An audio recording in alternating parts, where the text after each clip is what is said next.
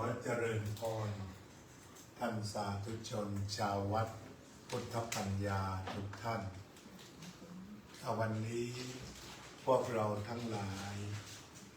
ได้มาระลึกถึงและจะทำบุญอุทิศแก่โยมวาด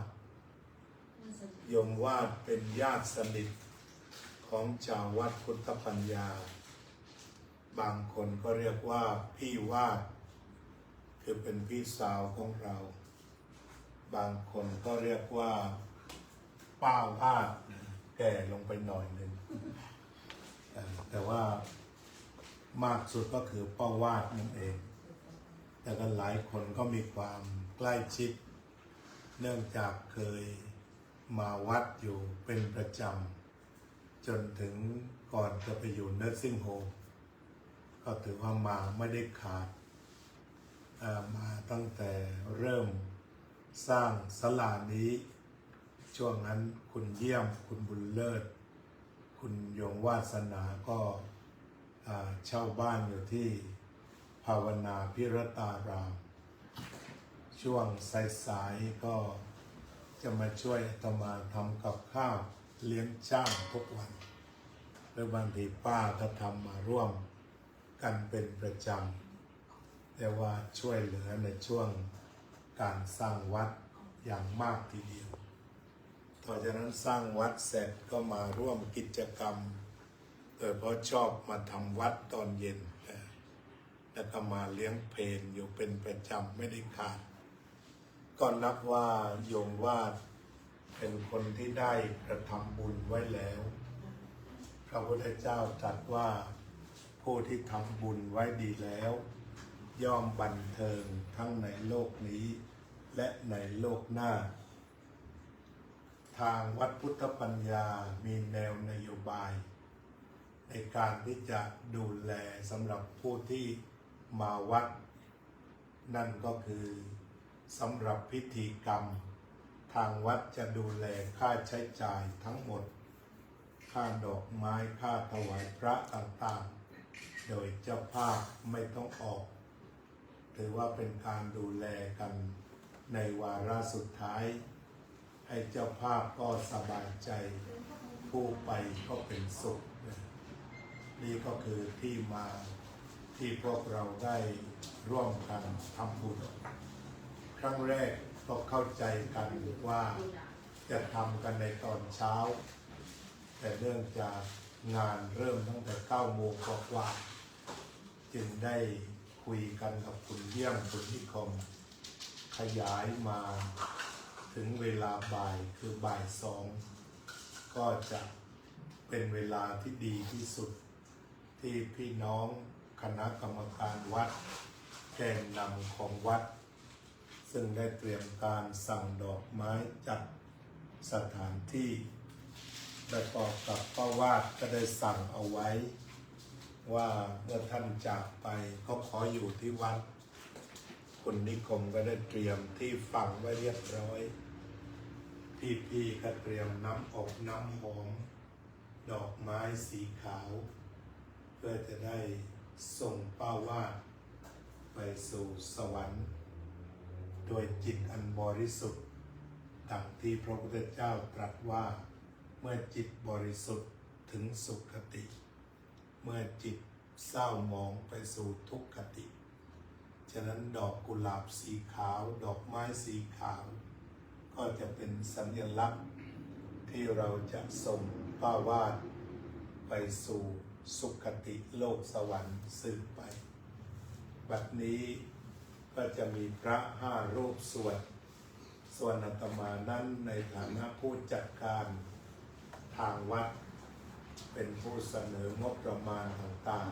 ๆก็จะเป็นเจ้าภาพไม่รับซองฉะนั้นก็ถวาย5 ซองเนี่ยบางทีดึงออกเสียให้ดีเดี๋ยวเอาซองที่ดึงออกไปถวายอีกเกิดสุญญตาขึ้นมาอีกเพราะฉะนั้นอย่าสับสนทุกทีคนมีบุญจะมีบุญตลอดฉะนั้นก็เราก็จะได้ร่วมกันสวดมาติกาบังสกุลต่อไป ก็ ตอนนิมนต์ครับโยมก็จะอารัธนาใช่ไหมเอาไหมอารัธนาได้ก็เอาพี่เยี่ยมและเอาเลยกลับมาเลย เสียงดังๆเลยเอาให้โยมโอเคเราญาติโยมเปิดแล้วเอาพร้อมกันนะ เอายืนไปพรำมาไปเอาตมาด้วยพรำมาโยบาติปฏิสัมปติการอัญชลีมันทิวังอัญญาจตาสันติกัสสันตาปาราชานาจานิกาเทเสตุธัมมังอนุกรรมปิมังปัจจังกราบนะโมตัสสะภะคะวะโตอะระหะโตสัมมาสัมพุทธัสสะนะโมตัสสะภะคะวะโตอะระหะโตสัมมาสัมพุทธัสสะนะโมตัสสะภะคะวะโตอะระหะโตสัมมาสัมพุทธัสสะกุศลธรรมะอกุศลธรรมะอัปยากตาธรรมะสุขายเว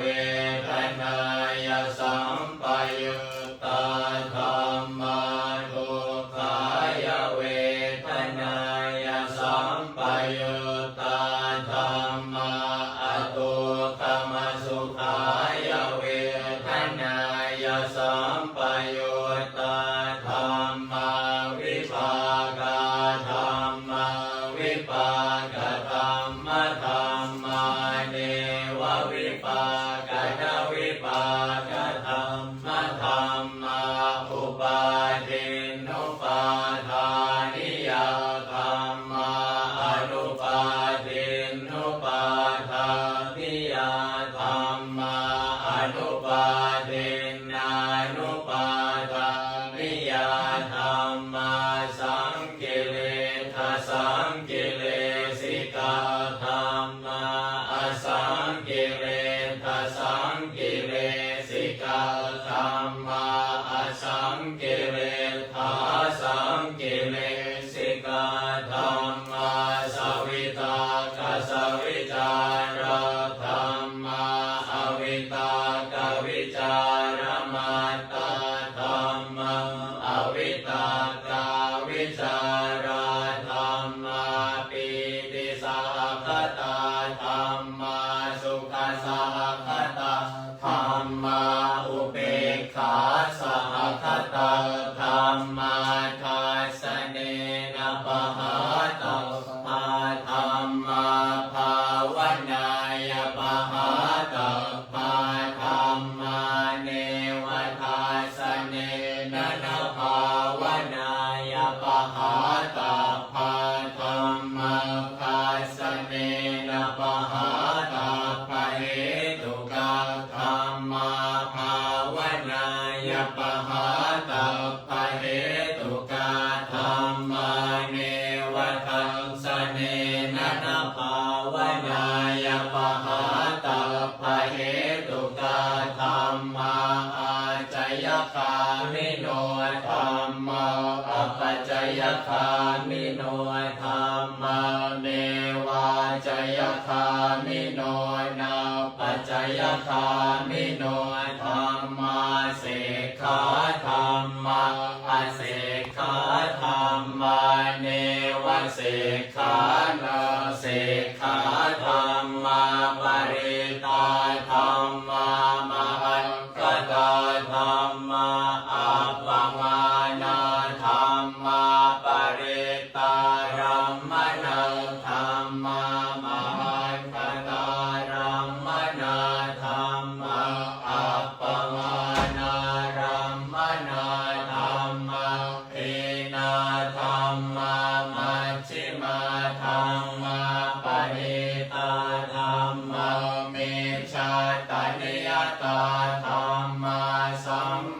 สนิยตาธัมมาอนิยตาธัมมามัคคารัมมนาธัมมามัคคเห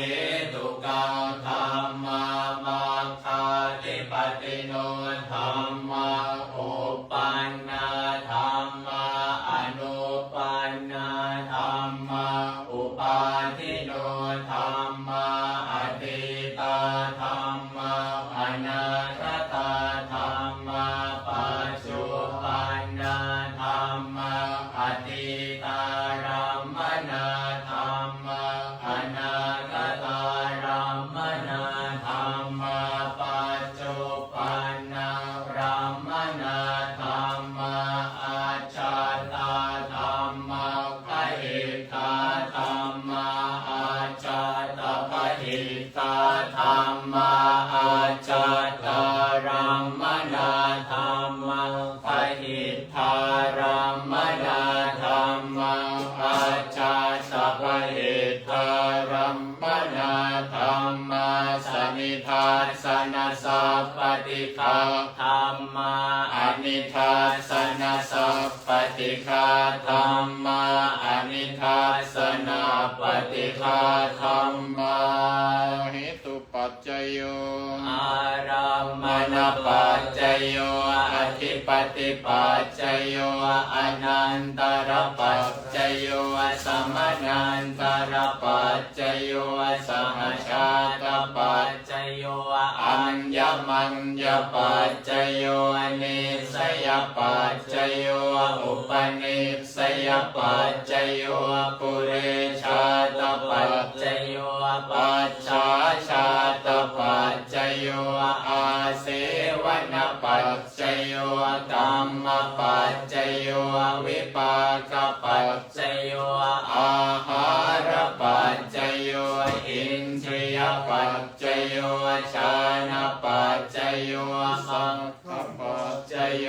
สัมปยุตตปัจจโยวิปยุตตปัจจโยอัตถิปัจจโยนาทิปัจจโยวิคตปัจจโยอวิคตปัจจโยผ้ามี5 ผืนโยมเยี่ยมโยมนิคมโยมจุไรและ2 คนของผ้าวันนี้เสร็จ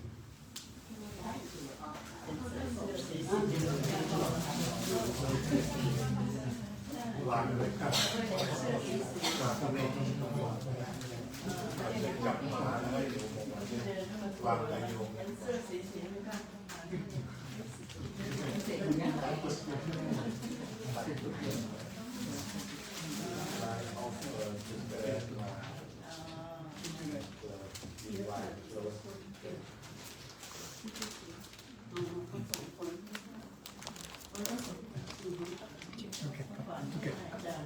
น้องต้องดูหมาตัวหนึ่งอาจารย์ก็ตามให้อาจารย์ผม ใครอ่ะ อันเดียว พี่จุไร กลับไปอย่างนี้ ยังค่ะ เดี๋ยวรอนิดนึงเชิญพี่แขกมาร่วมบอกเสร็จ พี่นิคมแป๊บ สัจจาถ่ายภาพเป็นภาพ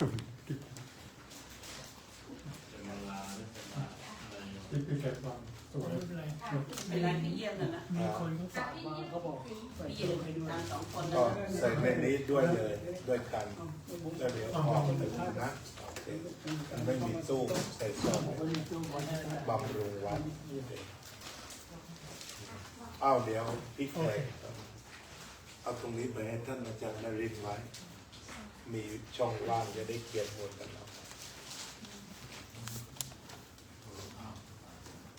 เอานิมนต์ครับอันนี้จ้ะ อนิจจาวัตสังขาราอุปาทวยธรรมิโนโอปัจจิตวานิโรชันเตเตสังโฆปัสสโมสุโขอนิจจาวัตสังขาราอุปาทวยธรรมิโนโอปัจจิตวานิโรชันเตเตสังโฆปัสสโมสุโขอนิจจาวั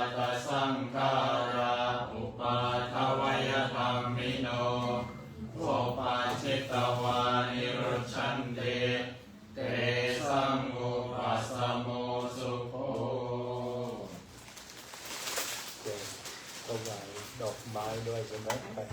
เช่นใครกี่คนเช่น จะกล่าวไม่กล่าว คงไม่ต้องกล่าวนะจะกล่าวก็ได้เราจะนำกล่าวเอาถือดอกไม้ไว้ทุกคนก่อนเอาแล้วก็ยืนเป็นแถวหน้าพระ สักครู่ค่ะ กล่าวก็จะนำกล่าว ให้ครบทุกคนให้ถือดอกไม้ถึง มีใครบ้างเอาหาให้ครบ5 คน ถวายวัดโรงเรียน เอาเดี๋ยวยืนต่อหน้าพระแล้วธรรมาจะนำกล่าว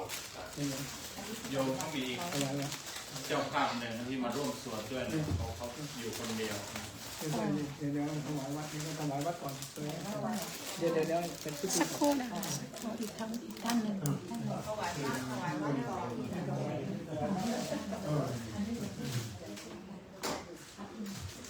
You say over here มาเนี่ยอยู่อาตมาจะนำกล่าวเท่าผายใช่ไหมคุณชิดด้วยเลย กระดาษที่ต้องเสร็จ ร้องเลยยายเอาพนมมือขึ้นดอกไม้และซองที่เสมอออกสู่ที่หัวใจเอาข้าแต่พระสงฆ์ผู้เจริญ ข้าแต่พระสงฆ์ผู้เจริญ ข้าพระเจ้าทั้งหลาย ข้าพเจ้าทั้งหลาย ขอน้อมถวาย ขอน้อมถวาย ดอกไม้ ดอกไม้ และจัตุปัจจัย และจตุปัจจัย แด่พระคุณเจ้า แก่พระคุณเจ้า ขอพระคุณเจ้า ขอพระคุณเจ้า จงโปรดรับ จงโปรดรับ ดอกไม้ ดอกไม้ และจัตุปัจจัย และจตุปัจจัย เพื่อประโยชน์ เพื่อประโยชน์ เพื่อความสุข เพื่อความสุข แก่ข้าพเจ้าทั้งหลาย แก่ข้าพเจ้าทั้งหลาย อันหนึ่ง อันหนึ่ง ทักษิณาทานนี้ ทักษิณาทานนี้ ขออุทิศแด่ ขออุทิศแด่ คุณวาสนา คุณวาสนา ผู้ล่วงลับไปแล้ว ผู้ล่วงลับไปแล้ว ขอทานที่ตั้งไว้ดีแล้ว ขอทานที่ตั้งไว้ดีแล้ว ในสงฆ์ ในสงฆ์ จงสำเร็จ จงสำเร็จ แก่คุณวาสนา แก่คุณวาสนา ขอคุณวาสนา ขอคุณวาสนา จงอนุโมทนา จงอนุโมทนา รับส่วนบุญ รับส่วนบุญ เสวยสุข เสวยสุข ในทิพยสถาน ในทิพยสถาน สิ้นการละนานเถิด สิ้นกาลนานเถิด สาธุเอาไปลองเป็นโยนนี้นิดเดียวเด็กสิ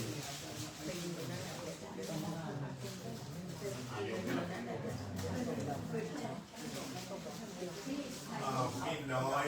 เตรียมที่กรวดน้ำให้ ค่ะ โยมเยี่ยมและคณะเป็นที่ขอ นี่ถวาย เตรียมการพามาวางหน้ารูปก็ว่างซึ่งเดี๋ยวขึ้นไป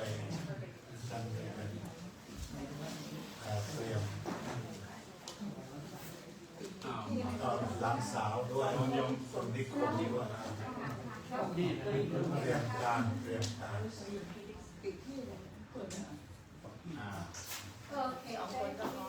ยวเตรียมตัว ถามให้ลูกหลานด้วย โยมจุไรเตรียมตัวนะช่วงนี้แม่ก่อนตรวจน้ำเนี่ยโยมจุไรสักทีฟองเด็กหน่อยหลานจะได้ทราบนี่กำลังก่อนเลยเชิญพอทานช่วงโน้นเสร็จก็เชิญเดียวได้กล่าวถึงสปีกอังกฤษเลยไม่ต้องแปลงจะโยมไม่เลยใกล้ชิดรักกันที่สุด อ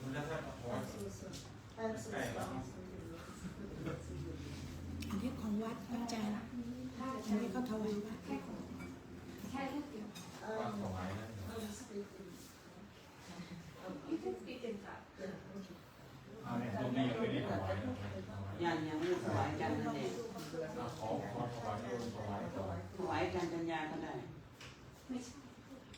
เรียบร้อยแล้วที่เหลือถวายวัดเหลือหรือยังเหลือไปที่ ถวายวัดแล้วโยมเก็บไว้ใช้เลยอ่ะ แกเพื่อเป็นมงคล เดี๋ยวเอาที่กดน้ำมาให้จะได้ ดีแล้วที่กรวดน้ำมาเนี่ย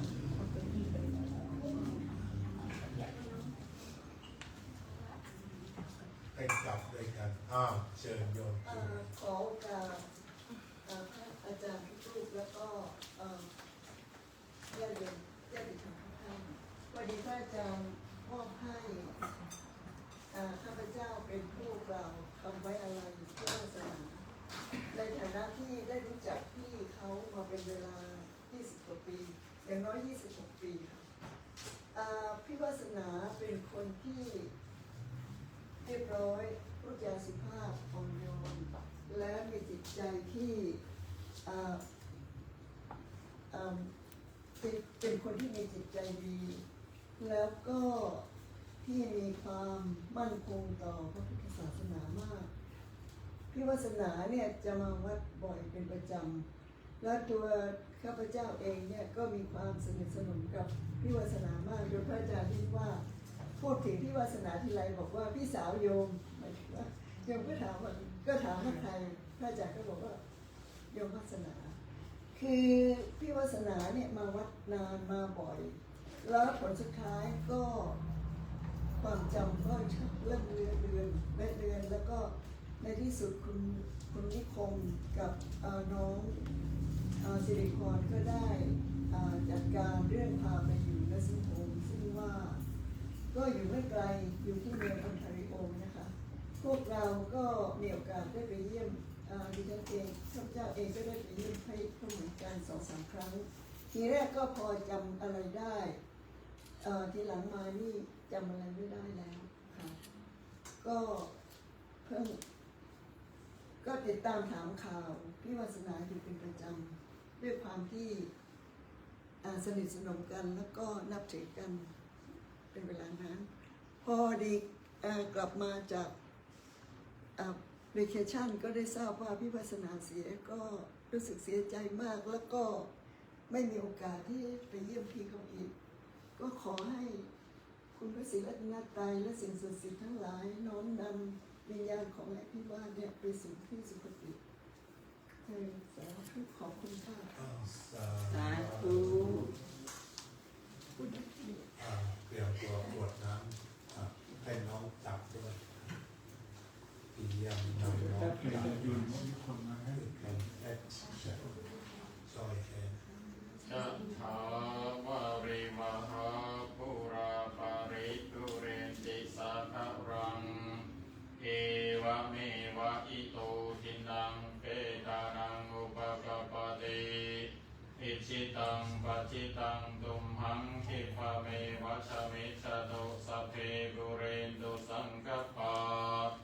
จันโทปนารโสยถามณิโชติรโส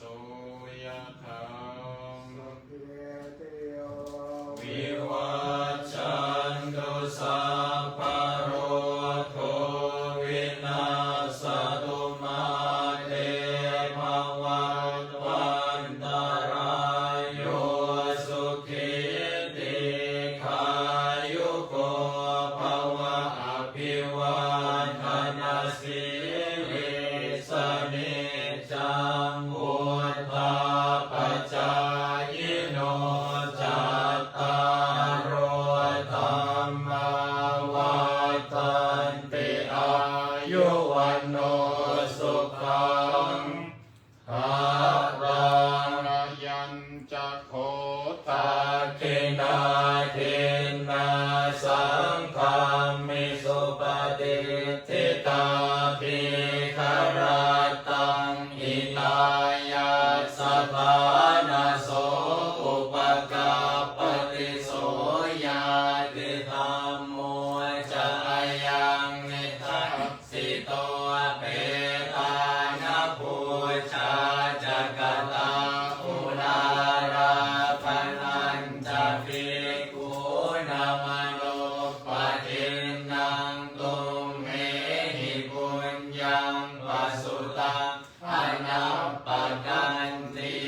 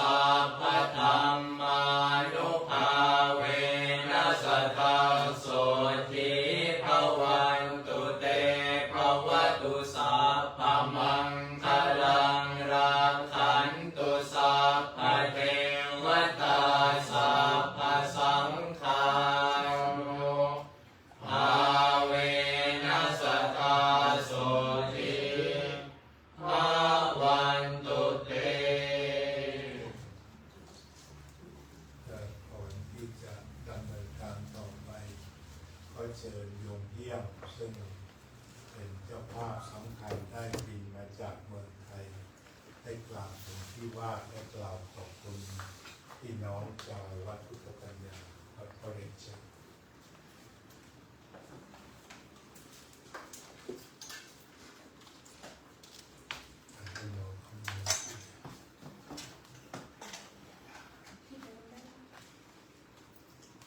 ขอบคุณท่านขอขอบคุณท่านอาจารย์เป็นอย่างมากที่ได้ช่วยจัดการเป็นเจ้าภาพให้ครั้งนี้ผมรู้สึกปลื้มใจเป็นอย่างมากผมในฐานะที่ได้ใช้ชีวิตร่วมกันกับคุณวาสนามาเป็นเวลานานก็ขอขอบคุณทุกท่านที่ได้มาร่วมกันในร่วมในงานวันนี้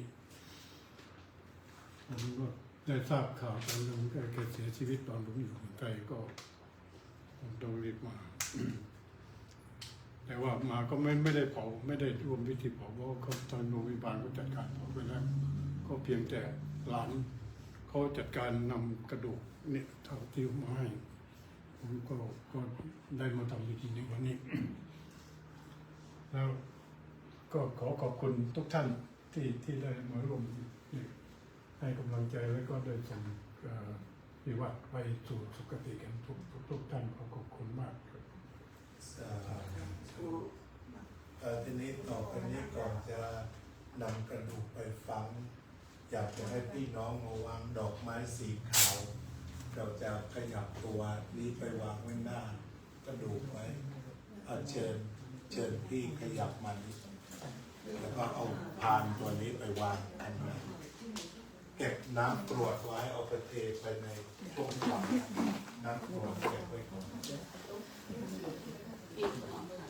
อาจารย์ วางข้างหน้าจะ อาจารย์ หมายความว่าพานวางหน้าแล้วจะสวยนะ โยมบอก พานวาง โยมบอกญาติเขาว่าทำยังไง ได้สาธุสุดยอดเลยเอาโยมภาพภาษาอังกฤษให้หน่อย For all family members, on behalf of Wat Puthamaya member, now we gonna give flower to Piwat or Pawat. You can do respectful to her the last minute for you to respect her,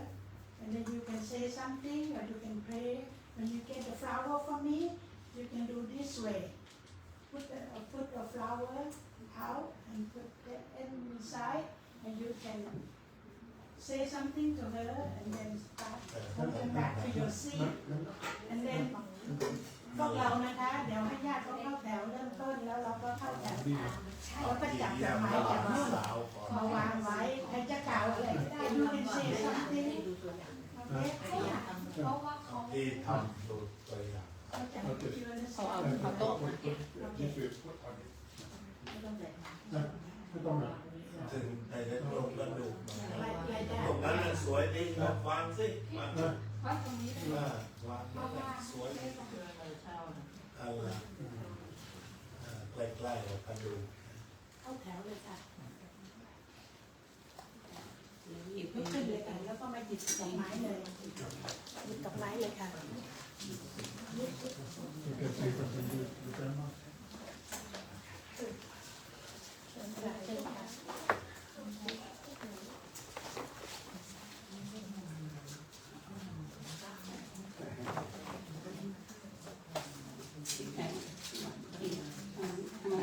เอาในดอกไม้ เชิญเถิดจ้า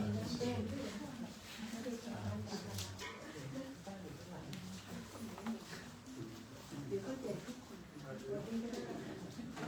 วันนี้น้องโบบอกว่าทำไม่ได้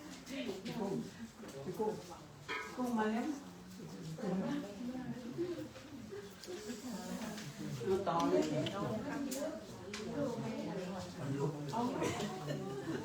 าตามนั้น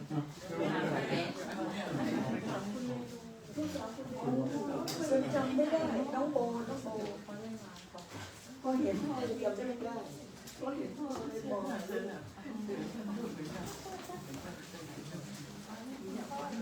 เ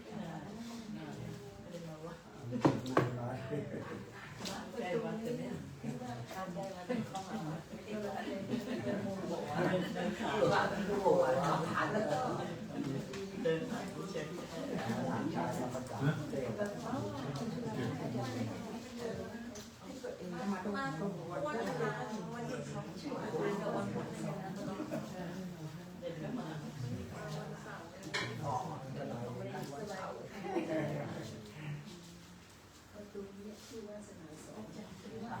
นชนแล้วก็เป็นเพลงชลักเนี่ยเขาให้มาใหม่ไปฝากทางโน้นนะอยู่ทางโน้นเดี๋ยวงั้นขบวนพาเลทจะประกอบด้วยพระอาจารย์เดินนำหน้ามือเราแล้วก็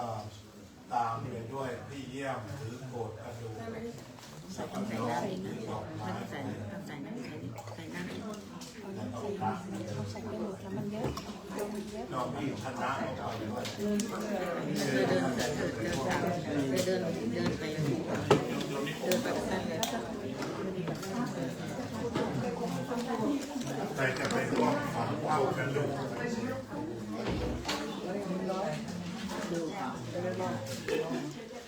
ปิดได้เลย